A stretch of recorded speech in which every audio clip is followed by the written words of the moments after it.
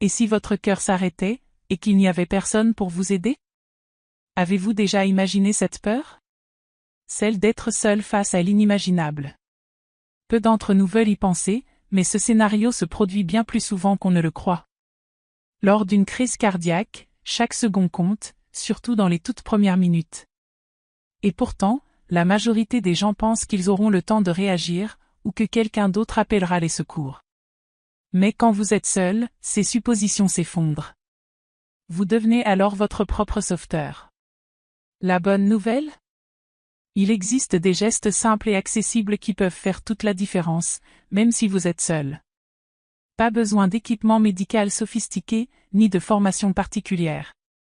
Il suffit de connaître les bonnes actions à entreprendre, et d'être prêt à les mettre en œuvre. Dans ce guide essentiel, découvrez cette étape vitale à suivre dès les premiers signes d'une crise cardiaque. Certaines d'entre elles sont souvent négligées, alors qu'elles peuvent vous sauver la vie en attendant les secours. 1. Reconnaître les signes avant-coureurs. La première étape pour survivre à une crise cardiaque, surtout si vous êtes seul, c'est de reconnaître les symptômes à temps.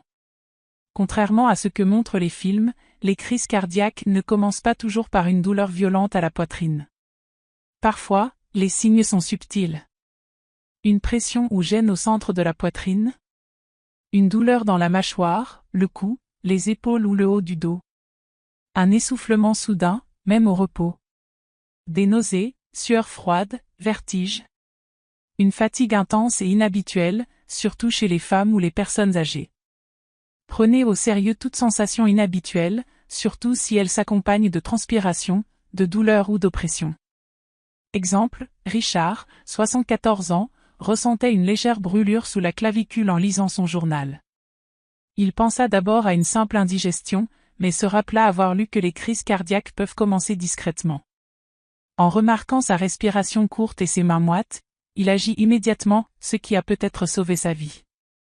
2. Appelez les secours immédiatement. Dès le moindre doute, composez le numéro d'urgence de votre région. Ne perdez pas de temps à appeler un proche, chaque minute sans oxygène augmente le risque de séquelles irréversibles. Les secours sont prêts, oxygène, médicaments, défibrillateurs. Ils peuvent agir dès leur arrivée. Ne conduisez pas vous-même, vous pourriez perdre connaissance en chemin et aggraver la situation. Exemple, en pleine préparation du dîner, Linda, 78 ans, a ressenti des vertiges et une douleur à l'épaule. Elle a failli appeler son fils, mais s'est souvenue d'un conseil, appelle d'abord les urgences, la famille après. Son appel rapide a permis au secours d'intervenir à temps.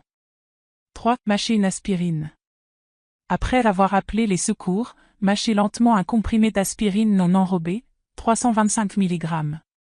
Cela permet au médicament d'agir plus vite en fluidifiant le sang.